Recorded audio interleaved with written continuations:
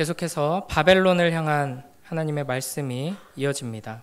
오늘 본문은 크게 두 가지 내용으로 볼 수 있는데, 첫 번째로는 바벨론을 치는 이제 그 나라를 향해서 하나님께서 명령하시는 내용이고, 또 두 번째로는 바벨론의 멸망의 원인이 교만이다 하는 것을 지적하시는 내용입니다. 먼저 21절부터 25절을 보겠습니다. 21절에 하나님께서 바벨론을 공격할 이 메대와 바사의 연합군에게 일종의 사령관으로서 왕으로서 작전 명령을 내리시는 말씀입니다. 여기에는 이제 바벨론의 두 성읍이 대표적으로 등장합니다. 무라다임과 브곳이라는 성읍인데요. 이 성읍의 이름이 특이합니다. 무라다임은 번역하면 이중반역이라는 뜻이고, 브곳은 징계라는 뜻을 가지고 있습니다. 그러니까 하나님께서 바벨론의 많은 성읍 중에서 유독 이 두 성읍을 대표로 언급하시는 것은 이 메대와 바사가 바벨론을 공격하는 이 사건이 바벨론의 반역에 대한 하나님의 징계다 하는 것을 드러내시는 것입니다. 22절에서는 바벨론 땅이 싸움의 소리와 큰 파멸이 있을 것이다 라고 말씀하시면서 23절에서는 온 세계를 쳐부수던 망치와 같던 바벨론이 어떻게 이렇게 처참하게 깨지고 부서졌냐 탄식하는 것처럼 보이는데 또 조롱하는 것입니다. 실제로 느부갓네살이 죽은 후에 바벨론은 이 왕이 7년 동안 3번이나 바뀌는 대혼란의 시기를 겪게 됩니다. 또 이제 자기들이 주신으로 섬기던 마르둑이 가장 크냐, 또 이제 달의 신이 가장 크냐를 놓고 종교적인 혼란까지 일어났습니다. 마치 출애굽 전에 10가지 재앙으로 하나님께서 애굽을 치셨던 것처럼 이제 하나님께서는 바벨론을 각종 어려움과 혼란으로 치시고 결국에는 페르시아의 고레스에게 멸망당하게 하시는 것입니다. 이에 대해 24절에서 하나님께서는 내가 너를 잡으려고 올무를 놓았는데 바벨론이 깨닫지 못한 채 올무에 걸려들었다라고 말씀하시면서, 또 바벨론이 여호와 하나님과 싸우다가 발각되어 잡혔다라고 말씀하십니다. 또 25절에서는 여호와께서 자신의 무기 창고를 열고서 분노의 무기를 꺼내 바벨론을 심판하고 멸망시키신다라고 말씀하십니다. 그러니까 이런 표현들 속에서 우리는 아무리 크고 강력한 제국이라 하더라도 하나님의 뜻에 합당하게 하나님의 손에 붙들려서 사용되는 올무에 불과하고, 또 그 올무에 걸려 멸망하는 짐승에 불과하다 하는 것을 알 수 있습니다.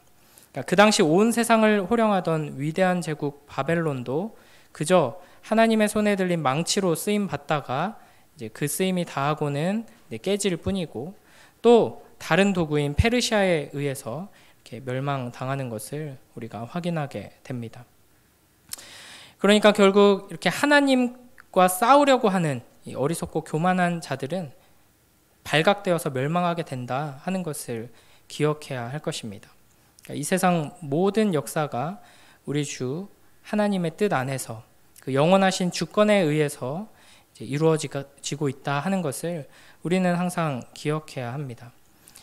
이것을 기억하면서 하나님을 대적하고 하나님과 싸우려는 어리석은 자가 아니라 그 앞에 겸손히 엎드려서 순종하는 복된 자가 되어야 할 것입니다. 26절부터 28절을 또 보겠습니다. 여호와 하나님께서는 먼 곳에 있는 나라들까지 모두 불러다가 이 바벨론을 공격하라고 명령하십니다. 또한 그곳에 곡식 창고들을 열어 젖힌 후에 그 안에 있는 것들을 전리품으로 취하고, 또 바벨론 사람들을 한 명도 남기지 말고 마치 곡식 더미처럼 쌓아 올린 채 완전히 진멸하라 명령하십니다.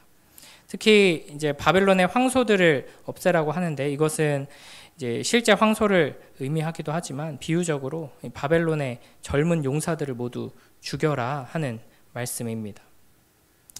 여호와 하나님께서는 이 바벨론에 화가 있을 것임을 선언하면서 그들의 날, 곧 그들이 벌받는 때가 이르렀음을 분명하게 밝히십니다. 하나님께서는 이 주변 많은 나라들을 공격해서 약탈하고 승승장구하던 그 바벨론이 이제 반대로 주변 모든 나라들에게 공격당하고 약탈당하도록 하심으로써 이 바벨론이 행했던 악행을 그대로 갚아주십니다. 이것이 이제 하나님의 공의의 원리이죠. 어리석은 인간들은 큰 힘과 권력을 가지고 또 부와 명예를 가지고 이제 자기 마음대로 휘두르는 것을 굉장히 좋아합니다. 그리고 이제 조금이라도 힘이 생기고 능력이 생기고 권력이 생기면 이제 그것을 휘두르는 것을 이제 당연하게 생각하고 굉장히 교만해지죠. 그러다 보니까 이 악한 세상 속에서 내가 가진 이것들이 다른 이들을 압제하고 착취하는 결과다 하는 것을 이제 그러한 교만한 삶의 태도가 잘못된 것을 이제 모르고 살아가는 경우가 많고 이제 많이들 이제 내가 열심히 해서 내가 잘나서 이 정도는 누려도 되지 당연하지라고 생각하면서 이제 착각하는 경우가 많이 있습니다. 그러나 하나님께서는 많이 가진 자들, 특히 이제 높은 자리에 앉은 자들이 행하는 그 악행을 그냥 내버려 두지 않으십니다. 공의로우신 하나님께서는 행한 대로 갚으시고 공의롭게 심판하실 것입니다. 그러므로 우리는 이제 내가 힘을 가졌을 때, 또 높은 자리에 올랐을 때, 내 마음대로 내 뜻대로 막 내가 가진 것들을 내 것인 양 휘두르지 않도록 주의해야 할 것입니다. 내가 행하는 모든 악행이 결국에는 다시 나에게 돌아오게 된다 하는 것을 이제 내가 당연하게 생각하는 이 약한 자들이 당하는 어려움들이 나중에 나에게 그대로 돌아올 수 있음을, 그것이 이제 공의로우신 하나님께서 공의를 이루시는 원리임을 기억하면서 항상 겸손하고 겸비해야 하는 것입니다. 마지막으로 29절부터 32절을 보면 29절에서 여호와께서는 이 페르시아 침략군에게 활 쏘는 사람들을 불러다가 바벨론을 공격하고 또 그곳을 사방에서 포위하여서 한 사람도 빠져나가지 못하게 할 것을 명령하십니다. 그럼으로써 바벨론이 행한 대로 그들에게 보복하시고 그들이 했던 대로 똑같이 그들에게 갚아줄 것을 명령하십니다. 하나님께서 이렇게 하시는 이유는 바벨론이 거룩한 여호와 하나님을 향해서 교만하게 행했기 때문입니다. 또 30절을 보면 이 페르시아군이 여호와 하나님의 이런 명령에 순종하여 바벨론을 공격한 결과 그 바벨론이 멸망하는 날에 그 나라의 젊은이들이 광장에서 쓰러져 죽을 것이고 모든 병사가 전멸하고 말 것이라고 말씀하십니다. 이게 이제 하나님 앞에서 교만한 자, 내가 가진 것을 내 것으로 생각하고 하나님께서 주신 것을 이용해서 내 마음대로 내 뜻을 이루는 데 사용하고 많은 이들을 착취하고 내 이름을 높였던 이 교만한 이들, 하나님께서 공의롭게 심판하신다 하는 것을 생각하지 않고 겸손하지 않았던 이들의 최후라고 할 수 있습니다. 그러니까 여호와 하나님께서 보시기에 이 바벨론은 교만한 자였죠. 여호와 하나님께서 교만한 자를 대적하는 분이시다 하는 것을 성경 곳곳에서 계속해서 반복해서 말씀하십니다. 대표적으로 몇 곳만 보면 잠언 15장 25절에서는 여호와는 교만한 자의 집을 어시며 과부의 지게를 정하시느니라 라고 말씀하시고요. 이사야 2장 11절에서는 그날에 눈이 높은 자가 낮아지며 교만한 자가 굴복되고 여호와께서 홀로 높임을 받으시리라 라고 말씀하십니다. 이사야 13장 11절에서는 내가 세상의 악과 악인의 죄를 벌하며 교만한 자의 오만을 끊으며 강포한 자의 거만을 낮출 것이며 라고 말씀하십니다. 그러니까 성경에서 하나님께서는 반복적으로 교만한 자를 내가 가만 내버려 두지 않을 것이고 징계할 것이고 멸망시킬 것이다 라고 말씀하시는데 이 교만한 자와 대조되는 겸손한 자의 모습은 자기가 가진 것들을 내 것으로 생각하지 않고 가난한 자들에게 나누는 삶의 태도와 교만한 자가 대조되고 있는 것을 볼 수 있습니다. 우리는 이 바벨론을 향한 하나님의 이 멸망의 선포, 하나님의 그 심판을 생각하면서 이 바벨론이 멸망한 가장 중요한 이유가 교만이다 하는 것을 잊지 말아야 할 것입니다. 그들은 예루살렘 성전을 파괴하면서도 이스라엘의 하나님 여호와 하나님이 자기들이 섬기는 신 마르둑보다 강하지 않다. 우리 마르둑이 훨씬 강하다. 우리가 섬기는 이 강력한 신 마르둑을 누가 막을 수 있겠느냐 하는 식으로 생각했습니다. 마치 우리가 하나님보다 돈을 더 크게 여기고 내 자아를, 내 행복을, 우리 가족을, 어떤 철학이나 이념을 더 크게 여기는 것과 마찬가지인 것이죠. 하나님께서는 이런 교만을 무너뜨리시고 교만한 모든 이들에게 경고하시기 위하여서 바벨론으로 하여금 예루살렘이 바벨론에게 당했던 그 똑같은 일을 바벨론이 당하게 하십니다. 우리는 잊지 말아야 합니다. 하나님께서는 이 바벨론의 힘과 능력을 사용하신 것이지 하나님께서 바벨론보다 작거나 연약하기 때문에 바벨론이 힘을 휘두르는 것을 그냥 내버려 두신 것이 아닙니다. 어리석고 악한 인간들은 힘과 능력을 가질수록 점점 더 하나님에게서 멀어지고 하나님의 존재를 무시합니다. 그래서 시편 14절에서도 이렇게 말씀하시죠. 악인은 그의 교만한 얼굴로 말하기를 여호와께서 이를 감찰하지 아니하신다 하며 그의 모든 사상에 하나님이 없다 하나이다. 아멘. 그러니까 교만한 자가 이제 대표적으로 악인의 모습이고, 이 교만한 악인의 특징은 하나님의 존재를 무시한다 하는 겁니다. 하나님께서 지금 뭐 이거 다 살펴보시겠어? 하나님께서 이거 뭐 나중에 어떻게 해결하시겠어? 그냥 넘어가는 거지 라고 생각하는 것이죠. 하나님의 심판을 생각하지 않습니다.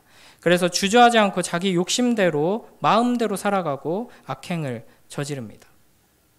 그러므로 이 모든 교만한 자들, 하나님을 두려워하지 않고 하나님의 공의로우신 심판을 염두에 두고 살아가지 않는 자들, 이걸 이제 다른 식으로 표현하면 하나님을 경외하지 않는 모든 자들은 결국에는 하나님의 이 심판을 피하지 못하는 것입니다.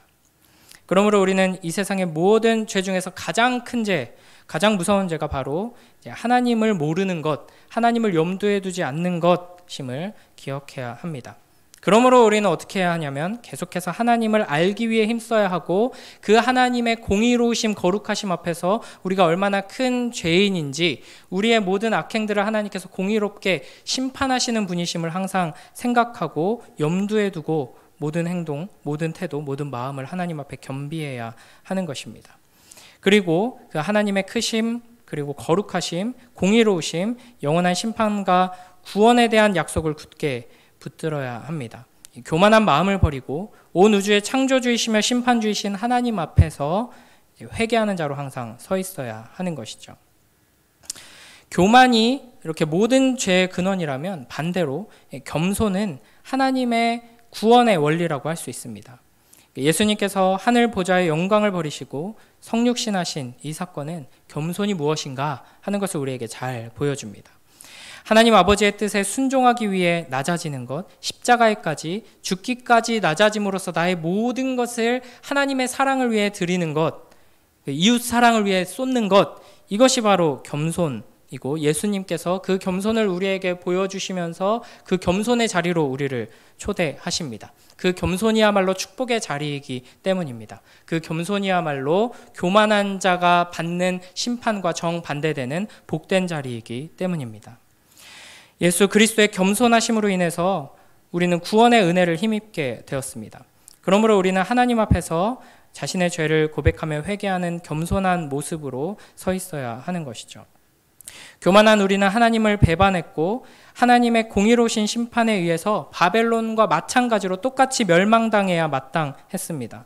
그러나 그 교만한 우리가 받아야 할 하나님의 진노의 심판을 우리 주 예수 그리스도께서, 겸손하신 그분께서 마치 교만하고 역겨운 자처럼 취급을 받으시며 모든 심판을 다 받으셨고, 우리는 그 겸손하신 예수 그리스도를 믿고 붙들고 의지하여서 하나님 앞에 담대하게 설 수 있게 된 것입니다. 그래서 예수님께서는 제자들에게 말씀하시기를 어린아이처럼 자기를 낮추는 자가 천국에서 큰 자라고 말씀하셨습니다. 예수 믿는 모든 복된 성도들에게 가장 중요한 신앙의 덕목은 하나님과 사람 앞에서 자신을 낮추는 겸손이라고 할 수 있습니다. 그러므로 우리는 오늘 이 말씀, 바벨론의 멸망이 교만한 자에 대한 하나님의 심판을 상징한다 하는 것을 기억하면서 겸손하신 예수님을 더욱 사랑하고 의지하여서 하나님 앞에서 겸손한 자로 서고, 우리가 만나는 모든 가족과 이웃들, 공동체 앞에서 저 사람은 예수님처럼 참 겸손한 사람이다 라는 평가를 받으면서 예수님의 향기를 이 세상에 흘려보내는, 교만한 자가 받는 멸망의 심판이 아니라 겸손한 자에게 하나님께서 주시는 그 축복을 흘려보내는 복된 우리 모두가 되길 주님의 이름으로 축복합니다. 기도하겠습니다. 하나님 아버지, 감사합니다. 이 바벨론 교만한 자들을 향한 하나님의 무서운 심판의 말씀을 통하여서 우리의 교만함을 돌아보게 하시고 하나님 앞에서 교만한 자여서 바벨론과 같이 심판받아 마땅한 우리가 겸손하신 예수 그리스도로 말미암아 하나님의 놀라운 은혜와 축복을 힘입게 되었음을 다시금 생각하며 감사하게 하시니 감사합니다. 주님, 오늘 우리에게 주어진 삶을 하나님 앞에 겸손한 자로, 또 이 세상 앞에서 겸손한 자로 살게 하셔서 우리를 통해 겸손한 자에게 베푸시는 하나님의 놀라운 축복이 흘러갈 수 있도록 역사하여 주시옵소서. 감사드리며 예수님 이름으로 기도드립니다. 아멘.